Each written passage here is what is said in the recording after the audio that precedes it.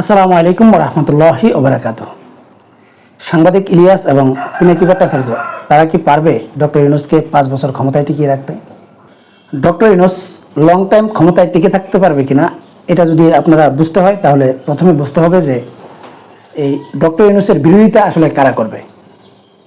মানে যদি ডক্টর ইউনূস 5 বছর ক্ষমতায় থাকতে চাই তাহলে এটার বিরোধিতা আসলে কোন দলগুলো করবে। বাংলাদেশে যেই রাজনৈতিক দলগুলো রয়েছে, বিশেষ করে বড় বড় যে রাজনৈতিক দলগুলো রয়েছে যাদের প্রভাব রয়েছে বাংলাদেশের রাজনীতিতে, তাদের মধ্যে আপনারা হিসাব করলে আওয়ামী লীগ, বিএনপি, জাতীয় পার্টি, জামাত, চরমনাই, হেফাজতে ইসলাম এবং বৈষম্যবিরোধী যেই ছাত্রদের নতুন দল জাতীয় নাগরিক পার্টি, এই কয়টা দলই কিন্তু বাংলাদেশের রাজনীতিতে প্রভাবশালী বা তাদের কথাই অনেক কিছু হয়। এখন বর্তমান সময়ে আসলে আওয়ামী লীগ এবং জাতীয় পার্টি কি চায় বা কি চায় না এটার উপর বর্তমান ইউনূস সরকার নির্ভর করে না। মানে হচ্ছে ইউনূস সরকার কতদিন ক্ষমতায় থাকবে বা রাষ্ট্রীয় যেই সিদ্ধান্তগুলো হয় বা ইউনূস সরকার কিন্তু যেসব রাজনৈতিক দলগুলোর সাথে বসে পরামর্শ করে অনেক কিছু করে, এর মধ্যে আসলে জাতীয় পার্টি এবং আওয়ামী লীগ নেই।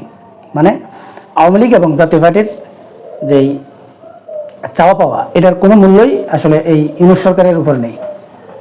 এখন বাকি যেই দলগুলো থাকে এই দলগুলোর মধ্যে সবচাইতে বড় দল হচ্ছে বিএনপি। বর্তমান সময়ে যদি আসলে নিরপেক্ষ নির্বাচন দেওয়া হয় এবং যেহেতু আওয়ামী লীগ মাঠে নেই এবং আওয়ামী লীগ সম্পূর্ণরূপে বেকায়দায় আছে, তাই বিএনপির শক্ত প্রতিপক্ষ হচ্ছে জামাত ইসলাম।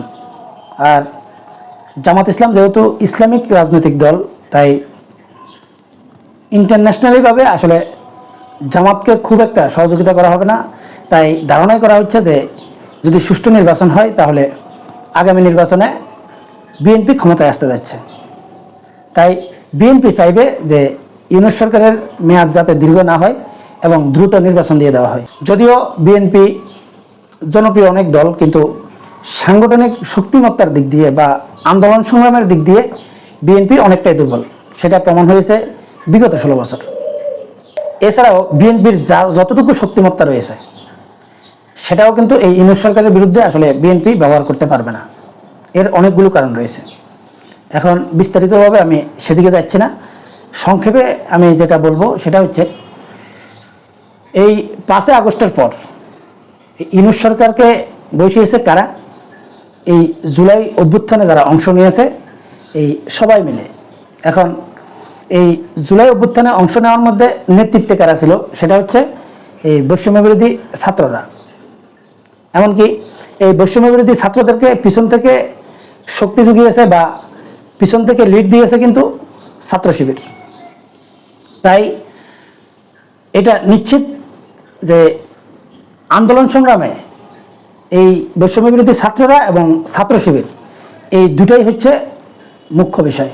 এবং এই দুটো শক্তি যখন একত্রিত থাকবে ততক্ষণ পর্যন্ত বিএনপি যদিও জনসমর্থনের দিক দিয়ে অনেকটাই শক্তিশালী এবং তারা আগামীতে ক্ষমতায় যাওয়ার সম্ভাবনা সবচাইতে বেশি, তারপরেও তারা এই শক্তির সাথে আসলে কখনো ফিরে উঠবে না, এটা নিশ্চিত।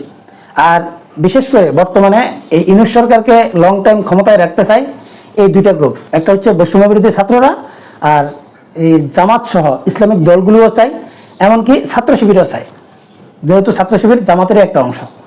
তাই অনেকেই হয়তো ভাবতে পারেন যে এই ডক্টর ইউনূসের আসলে কোনো রাজনৈতিক দল নেই বা তার রাজনৈতিক দল না থাকার কারণে এই ডক্টর ইউনূস আসলে শক্তিশালী না, এই কথাটা ভুল।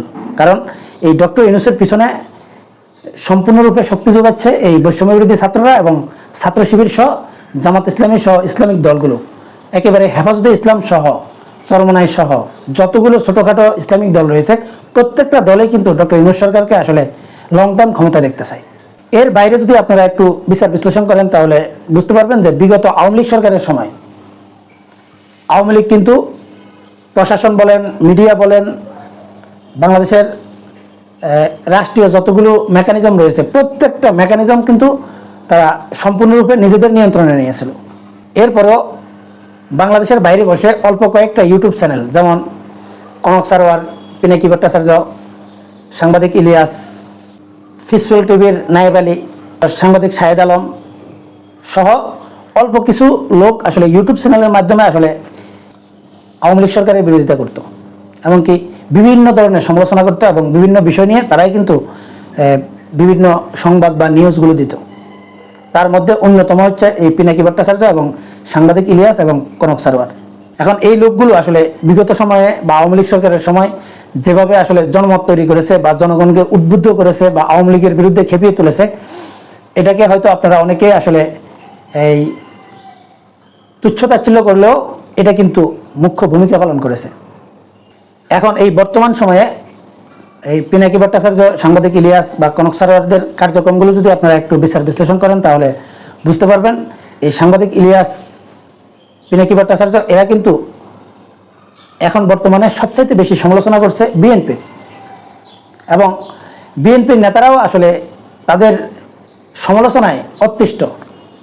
আপনারা বিভিন্ন সময় বিএনপির নেতাদের বক্তব্য বিবৃতিগুলো শুনলেই বুঝতে পারবেন যে বিএনপি এখন এই সাংবাদিক ইলিয়াস এবং পিনাকি ভট্টাচার্যকে আসলে শত্রুই মনে করছে, কারণ বিএনপির প্রত্যেকটা পদক্ষেপের সমালোচনা করছে এই দুজন ব্যক্তি সবসময়, এবং এই সমালোচনাগুলো আওয়ামী লীগের বিরুদ্ধে যতটা কাজ করেছে তার চাইতে বেশি এখন বিএনপির বিরুদ্ধে কাজ করছে।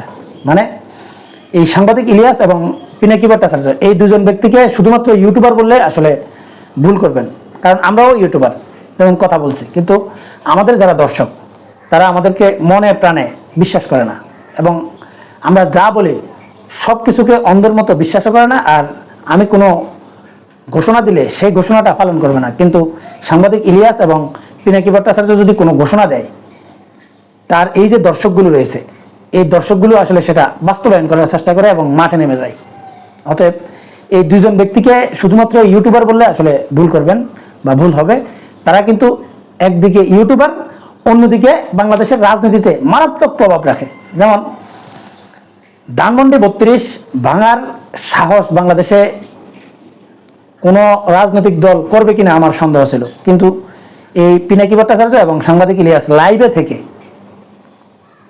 তাদের ডাকে আসলে এই লোকগুলো এসে এই ধানমন্ডি 32 ভেঙে মাটির সাথে মিশিয়ে দিয়েছে। তাহলে বুঝতেই পারছেন এই লোকগুলো সাধারণত শুধুমাত্র ইউটিউবার এটা বললে আপনাদের ভুল হবে। এখন অনেকেই বলতে পারবেন এই বিএনপির মতো এত বড় শক্তি, এত বড় দলকে আসলে ডিনাই করে এই লোকগুলো কি আসলে ডক্টর ইউনূসকে ক্ষমতায় রাখতে পারবে? আমি মনে করি পারবে। এর কারণ হচ্ছে বাংলাদেশে 18 কোটি বলেন বা 20 কোটি বলেন যে মানুষগুলো রয়েছে, এই মানুষগুলোর মধ্যে সর্বোচ্চ 1 থেকে 2 কোটি মানুষ আসলে বাংলাদেশে সংবাদ দেখে বা বাংলাদেশের রাজনীতি সম্পর্কে খোঁজ খবর রাখে, আর বাকি লোকগুলো আসলে বাংলাদেশের রাজনীতি নিয়ে আসলে তাদের কোনো মাথা ব্যথা নেই। কে ক্ষমতায় আসলো, কে গেল, বা কারা আছে, কে মন্ত্রী হয়েছে, এই নিয়ে আসলে মানুষের কোনো মাথা ব্যথাই থাকে না। তাহলে পুরো বাংলাদেশে 20 কোটি মানুষের মধ্যে 2 কোটি মানুষ আসলে রাজনৈতিক সচেতন বা রাজনীতির খোঁজখবর রাখে। এখন এই 2 কোটির মধ্যে আবার বেশিরভাগ লোকে কিন্তু রাজনৈতিক খোঁজখবর রাখে, কিন্তু এই যে রাজনৈতিক কর্মসূচি বলেন বা এই রাজনৈতিক কোনো কার্যক্রম বলেন, এগুলোর সাথে সবাই কিন্তু যুক্ত হয় না। অনেকে শুধুমাত্র খোঁজখবর রাখেন। যেমন এই যে জুলাই অভ্যুত্থান হলো, এই জুলাই অভ্যুত্থানে কয়জন মানুষ রাস্তায় নেমেছে? সর্বোচ্চ 20 লাখ, 30 লাখ। আমার মনে হয় এতগুলোও না, আরও কম লোক রাস্তায় নেমেছে। ধরেন এই 20 লাখ লোক রাস্তায় নেমেছিল, এই 20 লাখ লোকের মধ্যে আসলে ঢাকা শহরের আশেপাশে কয় লাখ লোক রয়েছে? সর্বোচ্চ 1 থেকে 2 লাখ বা 3 লাখ। এখন এই ঢাকা শহরের আশেপাশে যে 2 থেকে 3 লাখ লোক রয়েছে, এই 2-3 লাখ লোক কিন্তু এই যারা রাজনৈতিক সচেতন বা রাজনৈতিক খোঁজখবর রাখে এদের মতো নয়, বা ঘরে বসে রাজনীতির খোঁজখবর রাখে এই জাতীয় লোক নয়। এরা কিন্তু জীবন বাজি রেখে আসলে মাঠে নামা লোক, যেটা আপনারা এই জুলাই গণ অভ্যুত্থানে আপনারা দেখেছেন। এখন এই কোয়ালিটির লোক যদি রাস্তায় নামে, তাহলে এই লোকগুলোকে আসলে প্রতিহত করা আসলে অসম্ভব। কারণ বাংলাদেশে ম্যাক্সিমাম লোক হয়তো কেউ আওয়ামী লীগকে পছন্দ করে, কেউ বিএনপিকে পছন্দ করে, কেউ জামাতকে পছন্দ করে, কেউ জাতীয় পার্টিকে পছন্দ করে বা অন্য কোনো দলকে পছন্দ করে, কিন্তু তারা রাস্তায় নেমে আন্দোলন করবে না বা তাদের পরিবার পরিজনের কথা চিন্তা করবে। তারা কখনো নিজের জীবন বাজি রেখে আন্দোলনে নামবে না। কিন্তু বর্তমানে এই জুলাই অভ্যুত্থান সংগঠিত হওয়ার পর এই ছাত্রদের মধ্যে থেকে একটা গ্রুপ রয়েছে যারা যে কোনো পরিস্থিতিতে নিজের জীবন বাজি রেখে আসলে রাস্তায় নেমে পড়ে। এখন এই লোকগুলোকে আসলে থামাবে কারা? বিএনপির জনসমর্থন অনেক রয়েছে।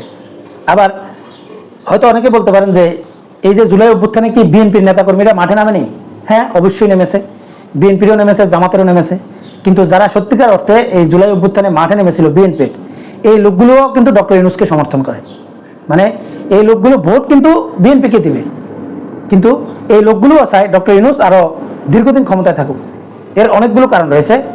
সবচাইতে বড় কারণ সেটা হচ্ছে বাংলাদেশে এই বিগত 53 বছরে ভারত যেভাবে বাংলাদেশের রাজনীতিকে কন্ট্রোল করেছে এবং ভারত বাংলাদেশের সবগুলো ক্ষেত্রে আধিপত্য বিস্তার করেছে, এমনকি এই যে ফেলানির লাশ সহ বিভিন্ন কারণে বাংলাদেশের এখন ম্যাক্সিমাম জনগোষ্ঠী ভারতের আগ্রাসন বিরোধী, মানে ভারতকে বাংলাদেশের শত্রু মনে করে।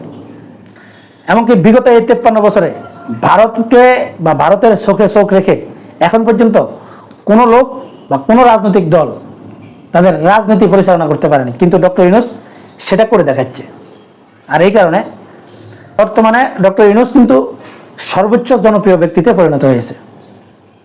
তাকে রাজনৈতিক দল হিসেবে মানুষ পছন্দ করছে তা নয়, বা ডক্টর ইউনূস যদি কোনো রাজনৈতিক দল গঠন করে হয়তো ডক্টর ইউনূসের এই জনপ্রিয়তা থাকবে না, কিন্তু ডক্টর ইউনূস ব্যক্তি হিসেবে এখন বর্তমানে বাংলাদেশের বিরাট একটা জনগোষ্ঠীর কাছে জনপ্রিয় ব্যক্তিতে পরিণত হয়েছে।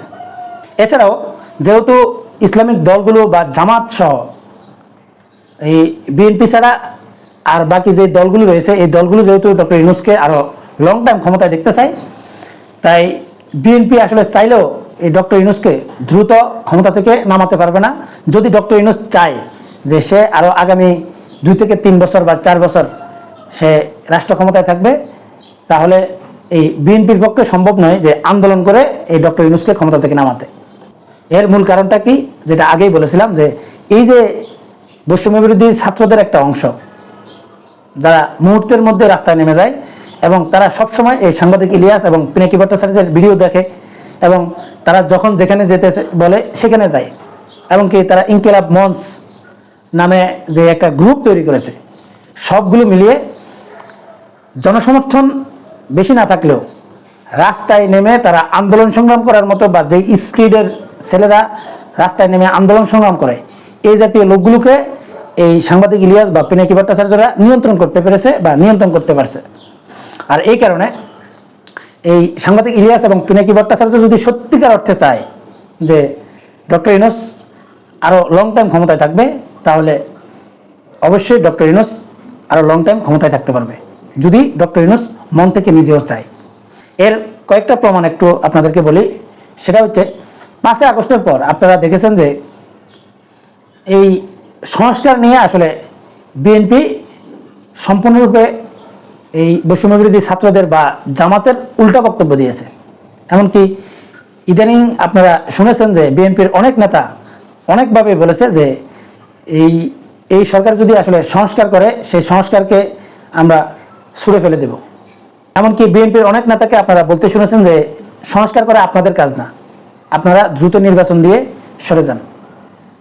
এই জাতীয় নানা রকম বক্তব্য আপনারা শুনতেছেন। আমি এই নেতাদের নামটা বলতেছি না, কিন্তু হঠাৎ করে গতকাল আপনারা দেখলেন যে মির্জা ফখরুল ইসলাম আলমগীর কি বললে, যে বিএনপি সংস্কার চায় না বা বিএনপি আগে নির্বাচন চায় পরে সংস্কার চায়, এই কথাটা মিথ্যা। এর কারণটা কি? এর কারণটা হচ্ছে বিএনপি এতদিন যাবৎ সংস্কার করার বিরুদ্ধে বক্তব্য বিবৃতি দিয়েছে, এমনকি বিএনপি শুধুমাত্র 2025 সালের শেষের দিকে আসলে দ্রুত নির্বাচন চেয়েছে। আর ডক্টর ইউনূসও বলেছে যে যদি স্বল্প পরিসরে সংস্কার চান তাহলে ডিসেম্বরে নির্বাচন হবে, আর বড় পরিসরে যদি সংস্কার চান তাহলে 2026-এর জুন জুলাইয়ের দিকে নির্বাচন হবে। এখন বিএনপি এই 2026-এর জুন জুলাই পর্যন্ত অপেক্ষা করতে রাজি ছিল না, তারা দ্রুত নির্বাচন চায় এবং কি সংস্কারগুলো বিএনপি করবে, এরকম বক্তব্য দিচ্ছিল। এবং কি বিএনপি এমন ভাবসাব দেখাচ্ছিল যে ঈদের পরে বিএনপি আন্দোলনে নামবে, এন করবে তেন করবে, অনেক কিছু করবে। কিন্তু হঠাৎ করে যখন আসলে এই ইউনূস সরকারকে 5 বছর ক্ষমতায় রাখার একটা কথা উঠলো এবং এটাকে যখন আসলে পিনাকি ভট্টাচার্য বা ইলিয়াসরা বা কনক সারোয়াররা যখন এটাকে সমর্থন করা শুরু করলো, এবং পিনাকি ভট্টাচার্য একদম স্পষ্টভাবে ভিডিওর মাধ্যমে বলে দিয়েছে যে কিভাবে ডক্টর ইউনূসকে আসলে 5 বছর ক্ষমতায় রাখা যায়, এরকম রোডম্যাপ যখন আসলে দিয়ে দেওয়া হলো, এখন কিন্তু হঠাৎ করে বিএনপির সুর আসলে নরম হয়ে গেল, এবং বিএনপি এখন বলতেছে যে আমরা আগে নির্বাচন তারপর সংস্কার, এটা চাই না। এর মূল কারণটা হচ্ছে বিএনপি এতদিন যাবৎ দ্রুত নির্বাচন চেয়েছে। এখন বিএনপি মনে করছে যে এখন দ্রুত নির্বাচন তো দূরের কথা, বা 2026-এর নির্বাচন দূরের কথা, এখন 2029 সালে নির্বাচন হওয়ার সম্ভাবনা আছে কিনা সেটারও সন্দেহ রয়ে যায়। আর এই কারণে বিএনপি এখন চাইছে যে এই প্রয়োজনে নির্বাচন 2026-এর জুনে হোক, তারপরেও মানে তারা আর এই সংস্কারের বিরুদ্ধে কোনো কথা বলবে না। কারণ বিএনপি এখন বুঝতে পারছে যে এই পিনাকি বলেন বা এই বৈষম্য বিরোধী ছাত্ররা এবং তাদের পিছনে যে ছাত্র শিবির বা জামাত বা ইসলামিক দলগুলো যে রয়েছে বা অন্যান্য যে দলগুলো রয়েছে, এরা যেহেতু সাপোর্ট দিচ্ছে, তাই বিএনপি আসলে এই সরকারের বিরুদ্ধে বা ইউনূস সরকারের বিরুদ্ধে খুব বেশি কিছু করতে পারবে না। এবং যদি অতিরিক্ত বাড়াবাড়ি করে তাহলে বিএনপির রাজনীতি হয়তো এখানেই শেষ হয়ে যাবে। তাই বিএনপি এখন কৌশলে আসলে চাইছে যে সংস্কার হয়ে যাক, তারপর নির্বাচন হোক, তারপরেও কোনোরকম যাতে আর বাংলাদেশের পরিস্থিতি অন্যদিকে না যায়, সেরকম চিন্তাধারাই করছে বিএনপি। আমার এরকমই মনে হচ্ছে। সম্মানিত দর্শক, আপনারা কি মনে করেন কমেন্টসে জানাবেন। এখনকার মতো এই পর্যন্তই। আল্লাহ হাফেজ।